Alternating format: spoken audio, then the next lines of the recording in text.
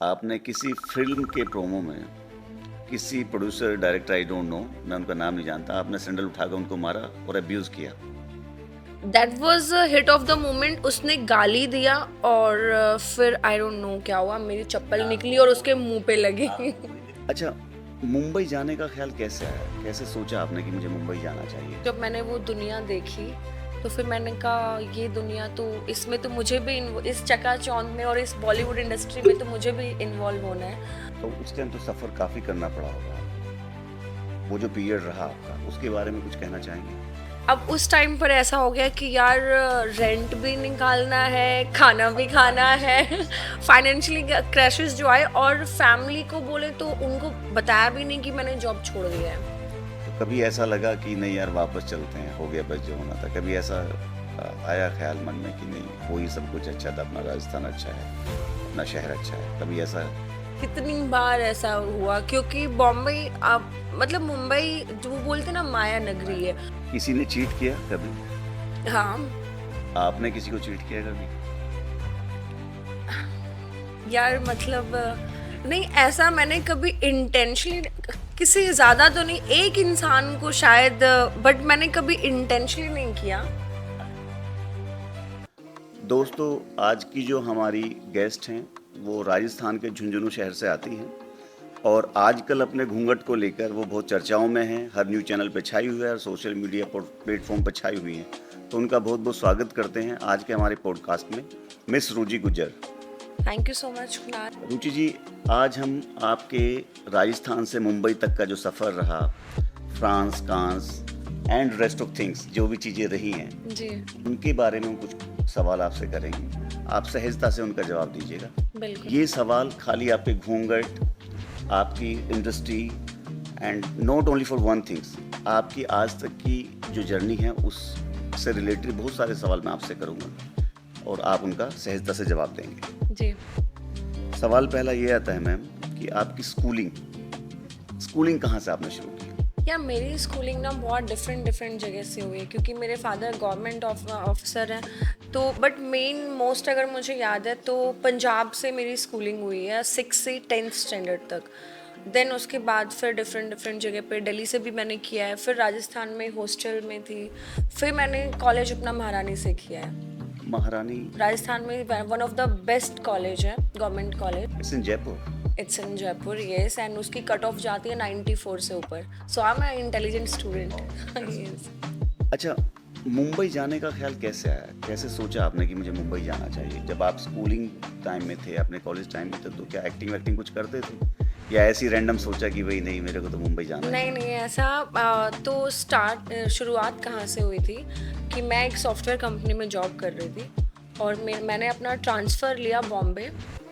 फिर वहाँ जाके जब मैंने वो दुनिया देखी, तो बचपन में तो कभी सोची नहीं थी ऐसी दुनिया, पर वहाँ जाके देखी तो फिर मैंने कहा ये दुनिया तो, इसमें तो मुझे भी इस चकाचौंध में और इस बॉलीवुड इंडस्ट्री में तो मुझे भी इन्वॉल्व होना है। और फिर मैंने बस वहीं से स्टार्ट किया अपने ड्रीम्स देखने और अपनी बॉलीवुड इंडस्ट्री की जर्नी को स्टार्ट किया वहाँ से। तो ये प्री प्लान नहीं था? ये प्री प्लान नहीं था, ये प्लान में था ही नहीं बिल्कुल भी। आप एक गुज्जर समाज से आते जी। हैं और हम जानते हैं कि ये समाज थोड़ा सा स्ट्रिक्ट है फीमेल्स को लेकर, रहा है। अब तो चीज़ें बदल रही हैं, चीज़ें इन्हेंस भी हो रही है, तो फैमिली को मनाना बड़ा मुश्किल रहा होगा ना, ये एक्टिंग में आना थोड़ा और इंडस्ट्री में आना? बहुत मुश्किल, मतलब बहुत ही ज़्यादा मुश्किल। बट मेरे लिए एक सॉफ्ट कॉर्नर ये हो जाता है कि मेरे फादर बहुत स्वीट हैं, तो डैडी हमेशा हर चीज़ में सपोर्ट करेंगे। मुझे ये करना है, वो अगर आई थिंक मेरे डैडी ऐसे नहीं होते या मेरे डैडी नहीं होते वो, तो फिर शायद मैं नहीं जा पाती या मुझे सपोर्ट मिल ही नहीं पाता। मतलब पूरे रिलेटिव्स ने, सब ने कि नहीं बॉम्बे नहीं जाना, ये बॉलीवुड इंडस्ट्री में नहीं करना। बट एक इंसान ने मेरा स्टैंड लिया, वो थे मेरे फादर, जिन्होंने मेरा हर जगह स्टैंड लिया कि तुम्हें जो करना है करो, मैं खड़ा हूँ। तो बस उनके दम पे मैं करती चले गई और कर रही हूँ अभी भी।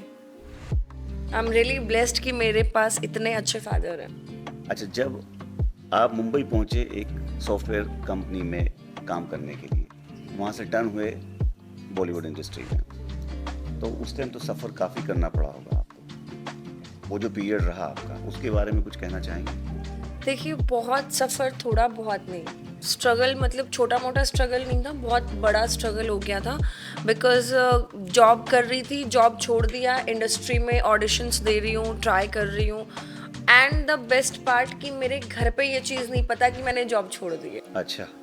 अब उस टाइम पर ऐसा हो गया कि यार रेंट भी निकालना है, खाना भी खाना है, फाइनेंशियली क्रैशेस जो आए, और फैमिली को बोले तो उनको बताया भी नहीं कि मैंने जॉब छोड़ दिया है। तो स्टक हो गई थी बहुत। तो बहुत इवेंट्स में ऐसे कहीं पर इवेंट्स किए, होते हैं डिफरेंट डिफरेंट इवेंट्स होते हैं वहाँ पर।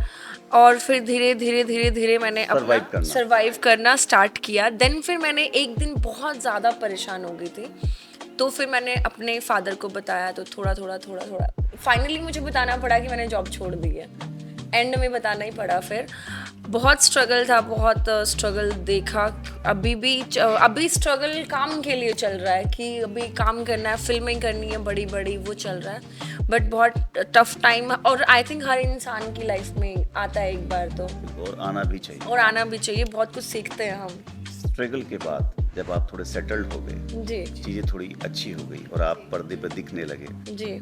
और मैंने एक बार देखा था आप मिस हरियाणा भी रहे, हाँ।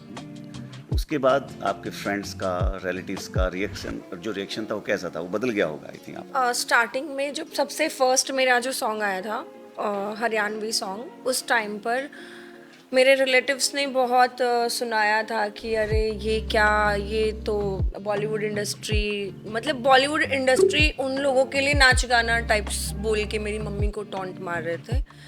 बट अभी वही रिलेटिव्स हैं कि वो बहुत स्वीट है मेरे साथ कि अरे तुम्हारे जैसी तो बेटी कोई नहीं है दुनिया में। तो जब आपका टाइम चेंज होता है ना, तो लोगों का बिहेवियर भी आपके लिए चेंज हो जाता है।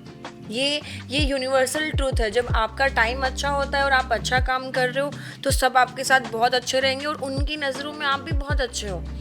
और जैसे क्रैशेस आते हैं तो आप भी खराब, और आपका बिहेवियर भी खराब, सब खराब हो जाता है। पुरानी एक कहावत है कि उगते उगते हुए सूरज को सलाम करती है। उगते हुए सूरज को सलाम करते हैं, राइट। ये मैंने देखा है, लाइक ये मैंने फील किया है मेरी लाइफ की जर्नी में। आई विश ये सूरज और ऊपर जाए, उगता। और अभी तो स्टार्ट हुआ है उगना। अच्छा ये बताएं, मैंने आपकी एक रील देखी थी, जी। आपने किसी फिल्म के प्रोमो में किसी producer, director, I don't know, मैं उनका नाम नहीं जानता, आपने सैंडल उठाकर उनको मारा और अब्यूज़ किया। अब्यूज तो नहीं किया। सैंडल से देखो, जो मार खाने का काम करता है उसको, क्योंकि अभी हम मतलब मैं ये थ्योरी अपनी लाइफ में लेकर चलती हूँ कि लड़कियाँ इतनी भी कमज़ोर नहीं है कि कोई भी आएगा, कुछ भी बोलेगा, गाली देगा और हम सुनेंगे। जैसे लड़कियाँ उतनी भी कमज़ोर नहीं है। वो मेरा प्लान नहीं था, मैं वैसी लड़की नहीं हूँ कि मैं ऐसा करूँ। वो हिट ऑफ द मोमेंट हो गया क्योंकि उसने मेरी माँ की गाली दी, और मेरे लिए वो बहुत पर्सनल एक वो हो गया था कि माँ की गाली। तो फिर मुझे नहीं पता, मेरा दिमाग, आपने ये सब हाइप बनाने के लिए नहीं किया? No wage, no hype. मुझे क्या ज़रूरत थी हाइप की? मैं मोदी जी का जो कैंस गई थी उनके नेकलेस के बाद से ऑल ओवर इंडिया मुझे जानता था, तो मुझे हाइप की ज़रूरत नहीं थी कि मैं इतने चीप स्टंट करूँगी अपनी हाइप बनाने के लिए। That was hit of the moment. उसने गाली दिया, और फिर आई डोंट नो क्या हुआ, मेरी लेकिन चप्पल आपको निकली और वो- उसके मुंह पे लगी। आपको वही दिन मिला जिस दिन उनका प्रोमो था?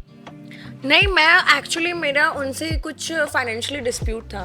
मैं अपना पैसा, देखो मेरी हक का पैसा था, मेरी मेहनत का, तो मैं अपने पैसों की बात करने गई थी। एंड उसने गंदी गंदी गालियाँ देना स्टार्ट कर दिया। तो फिर सीन क्रिएट हो गया और वो न्यूज़ में आ गया। क्या करें, that was a bad part. मैं ऐसी हूँ नहीं, बट फिर भी क्या कर सकते हैं, कभी कभी हमारी लाइफ में बैड एपिसोड भी हो जाते हैं। आप अपने होम टाउन जाते हैं, पॉलिटिशियन से मिलते हैं, तो क्या पॉलिटिक्स में आने का इरादा है आपका? यार, सबको ऐसा क्यों लगता है कि मैं होम टाउन जाती हूँ, पॉलिटिशियन से मिलती हूँ और पॉलिटिक्स में आऊँगी? एक्चुअली क्या होता है, कोई भी इवेंट हो रहा होता है ना हमारे समाज का, तो हमारे समाज के सब बड़े नेता आते हैं वहाँ पर, और मैं इकलौती हमारे समाज की ऐसी लड़की हूँ जो बॉलीवुड इंडस्ट्री में या एंटरटेनमेंट में हूँ। तो वो मुझे एज ए गेस्ट वहाँ पर बुलाते हैं। और मेरा ऐसा कुछ ये नहीं है कि मुझे अभी तक कुछ डिसाइडेड नहीं है ऐसा। अभी मैं जो काम कर रही हूँ उसको कंप्लीट कर लूँ, उसके बाद नेक्स्ट मिशन पे उतरेंगे फिर।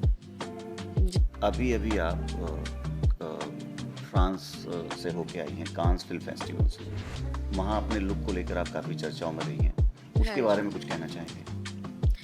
यार मैं थोड़ी क्रिएटिव हूँ, जैसे मैंने बताया, मैं I was a intelligent student and still I am. मैं लोग जहाँ पर दुनिया को फॉलो करते हैं, जैसे होता है ना कि सब इस तरफ जा रहे हैं, तो मैं पता नहीं क्यों, मुझे अगर सब लेफ्ट में जा रहे हैं तो मैं राइट में जाऊंगी कि यार लेफ्ट में तो सब जा ही रहे हैं ना, तो मैं भी इस भीड़ में क्यों शामिल हूँ, मैं तो राइट में जाऊँ। क्या पता मुझे कुछ भी ना मिले वहाँ पर, बट मैं अकेली तो जाऊँगी।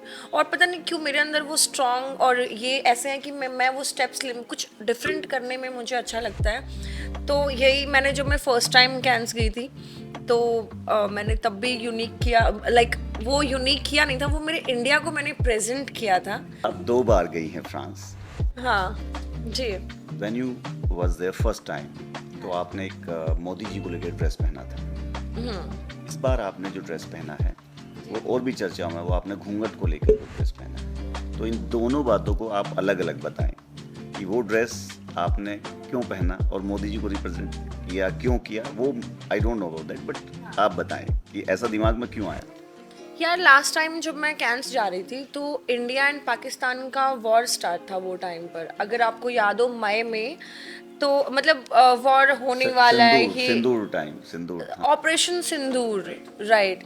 तो वो टाइम पर वो गर्मा गर्मी चल रही थी, दिमाग में चल रहा था कि अगर वॉर स्टार्ट हो गया तो क्या होगा क्या नहीं होगा, ये हो। देन फाइनली मेरा 13th का फ्लाइट था एंड उससे पहले ही वॉर का ये हो गया था कि अभी वॉर नहीं होगा, ऑपरेशन सिंदूर किया गया और सब उनको, पाकिस्तान को जवाब दिया अच्छे से।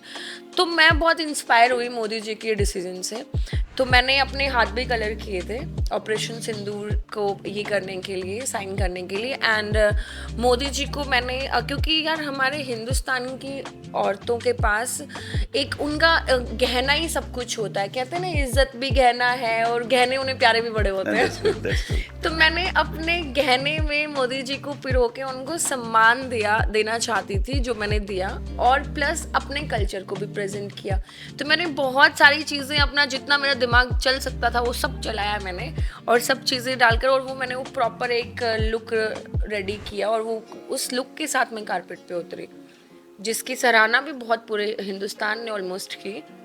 आप अपने देश को, कल्चर को, अपने प्रधानमंत्री को, जी, तीनों चीजों को आपने सब रिप्रेजेंट सब किया। मतलब ये समझिए कि मैं पूरे भारत को अपने साथ लपेट के चल रही थी। और आपकी बातों से लगता है आपने देश की आर्मी को और डिफेंस को भी आपने रिप्रेजेंट किया। यस।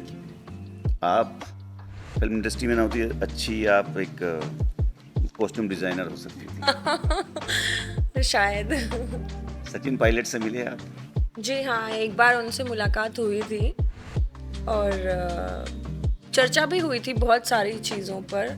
बट सचिन पायलट जी देखिए, हमारी कास्ट के, हमारे समाज के सबसे फेमस, हमारे समाज के ही नहीं, आई थिंक पूरे राजस्थान के नहीं, इंडिया के ही मुझे सबसे बेस्ट अगर कोई पॉलिटिशियन लगते हैं एज अ पर्सनैलिटी, क्योंकि उनकी पर्सनैलिटी अलग ही बोल के आती है। आप ऐसा नहीं कि मैं, पता नहीं कितने हिंदुस्तान के कितने लाखों लोग हैं जो उनकी पर्सनैलिटी को अप्रिशिएट करते हैं कि यार पर्सनैलिटी हो तो ऐसी होनी चाहिए पॉलिटिशियन। अदरवाइज पॉलिटिशियन होता है कोई मोटे हैं, कोई कैसे हैं, कोई कैसे हैं, but he looks very handsome, smart, decent, और उनका एटीट्यूड, उनकी पर्सनैलिटी अलग है। तो सब उन्हें पसंद करते हैं, तो हम भी उन्हें पसंद करते हैं इसीलिए। मैंने 1-2 लोगों के इंटरव्यू और देखे हैं, दैट वाज स्पेशली फीमेल्स, वो भी उनके बारे में बहुत अच्छा बोल रही थी। और आपकी बात को रोकते हुए एक बात और कहूँगा मैं कि जहाँ बैठे हैं यहीं पास में ही उनका गांव है। देखिए क्या बात है। वो यहीं से बिलोंग करते हैं, और उनके जो फादर साहब हैं श्री राजेश पायलट जी, उनकी पर्सनैलिटी उनसे भी कहीं ज़्यादा अच्छी है। अब उनको तो हमने देखा नहीं ना। मैंने देखा था एक बार। हमने नहीं देखा।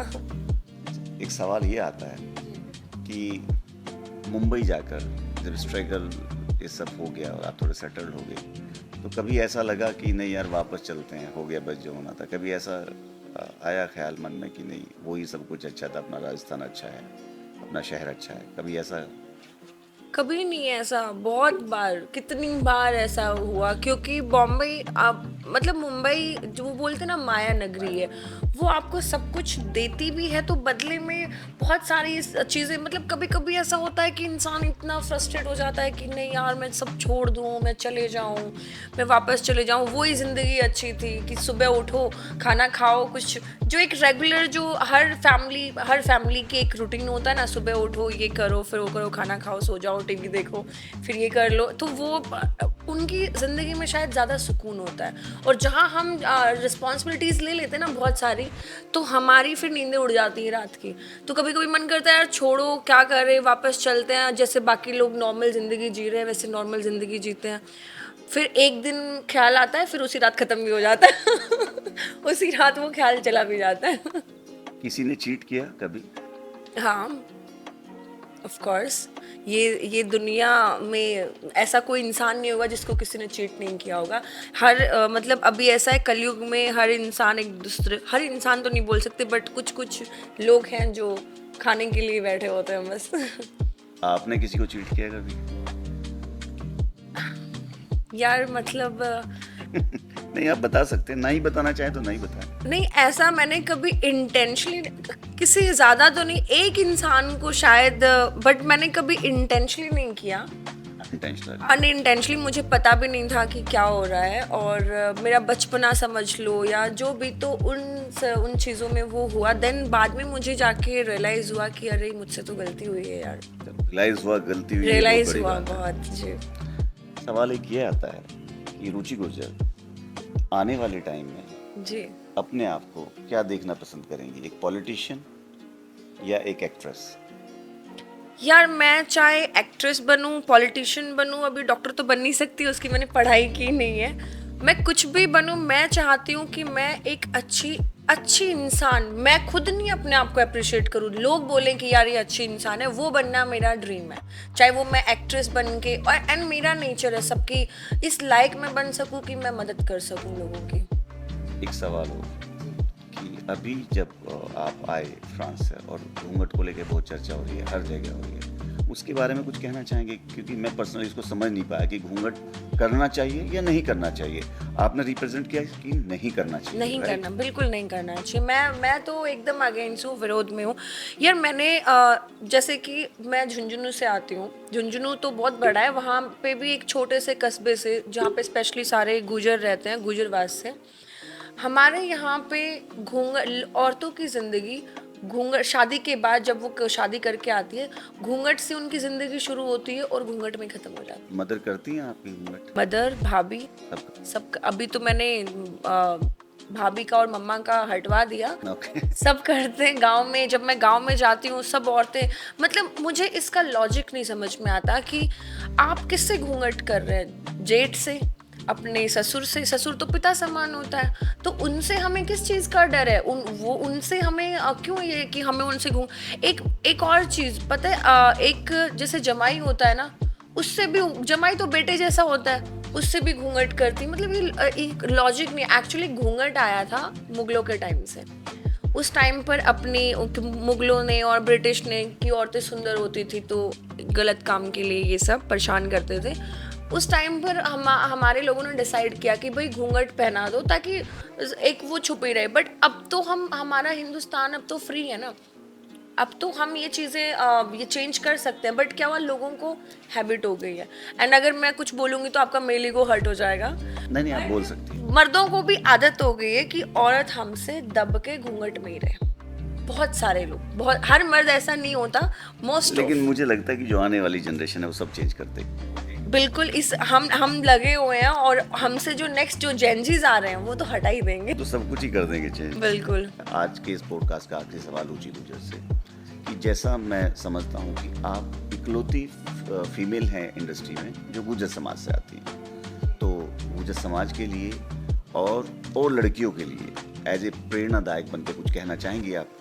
तो मैं सिर्फ इतना ही कहना चाहती हूँ कि मेरा समाज गुर्जर समाज से ही नहीं, किसी भी समाज से हो, लड़की हो या लड़का हो, बट स्पेशली मैं लड़कियों के लिए बोलूँगी कि अगर उनको बॉलीवुड इंडस्ट्री में आना है तो एक तरह से मैं उनको ये भी बोलूँगी कि रहने दो यार, क्योंकि बहुत मेहनत है।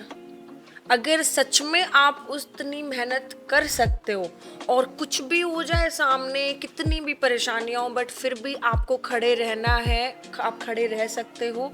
अगर इतनी हिम्मत है तो ही आप अपना स्टेप बॉलीवुड इंडस्ट्री की तरफ उठाना, नहीं तो क्योंकि और फिर ये क्योंकि बहुत स्ट्रगल है, इतना आसान नहीं है वो वहाँ की ज़िंदगी, और वहाँ पर जाके स्ट्रगल बिल्कुल आसान नहीं है। तो या तो पत्थर के बन के आओ, आना है तो, या फिर मत ही आओ, कुछ और बिजनेस करो, कुछ और अपनी स्टडीज़ करो, ताकि किसी और लाइन में आप कामयाब हो सको, किसी भी लाइन में काम किसी भी करें। लाइन में आप कामयाब हो सको। या फिर अगर इंडस्ट्री में उतरो तो दिल, कान, सर सब जगह पत्थर रख के उतरो। कौन क्या बोल रहा है नहीं सुन रहा, गूंगे बहरे बन जाओ एकदम। जब तक आप सक्सेस नहीं होते तब तक दुनिया कोई कुछ बोले या कुछ परेशानी आए, तूफान आए, आपको खड़े रहना है गूंगा बहरा बन के बस। बट एक मेहनत जो है वो हर चीज़ को पीछे कर देती है। मेहनत एक ऐसी चीज़ है जो मैं भी सभी को कहना चाहूँगा, generation, new kids and all, कि मेहनत एक ऐसी चीज़ है जो हर चीज़ को पीछे छोड़ देती है, वो किसी भी फील्ड में। राइट, बट मैं वही बोल रही हूँ, बाकी फील्ड्स में उतना नहीं होता है। ये इंडस्ट्री आपको स्ट्रेस और डिप्रेशन भी देती है साथ में, क्योंकि वो बहुत अलग इंडस्ट्री है।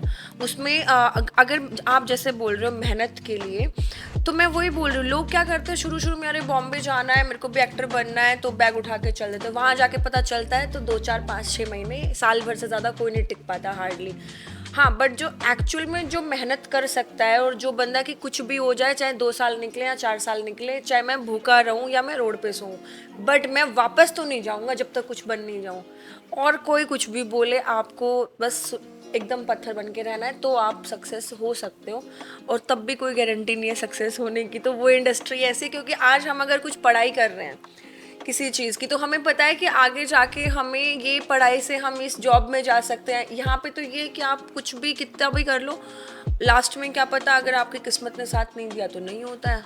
क्योंकि मैंने मुंबई में ऐसे ऐसे लोग देखे हैं जो टैलेंट से भरे हुए हैं, जिनको एक्टिंग सब कुछ आता है, डांस, एक्टिंग, ये वो सब कुछ आता है, बट आज इतने सालों से वो वहाँ पर है और उनका कुछ नहीं हो पा रहा है। ऐसे लोग हैं जो अभी तक आप तो जानते भी नहीं होंगे, पर मैं उनके साथ बैठती हूँ तो मैं देखती हूँ कि इनमें कितने टैलेंटेड है ये, उनमें हर चीज़ है। चाहे वो हमें डायलॉग डिलीवरी कैसे करनी है, एक्टिंग कैसे करनी है, डांस, सिंगिंग, गाना सब आता है। उसके बावजूद भी हो सकता है किस्मत, क्योंकि इसमें किस्मत का साथ भी बहुत जरूरी है। किस्मत ऑब्वियसली हर ये चीज में किस्मत ग्लैमर है तो ग्लैमर में किस्मत का साथ भी बहुत जरूरी मैं होता भी ये है। कहूँगा कि मेहनत के साथ साथ किस्मत भी हर फील्ड में बहुत ज़रूरी होती है। पर ये वो वाला सिस्टम नहीं है कि गए और बनाया और खा लिया, नहीं। बहुत जैसे मैं भी तो 4 साल 5 साल से पेशेंस लेके बैठी हुई थी, अब जाके थोड़ा पिकअप पकड़ना शुरू किया है। बेस्ट विशेस फॉर रुचि गुर्जर। आज का podcast thank you so much, आपके साथ बातचीत करके बहुत ही अच्छा लगा।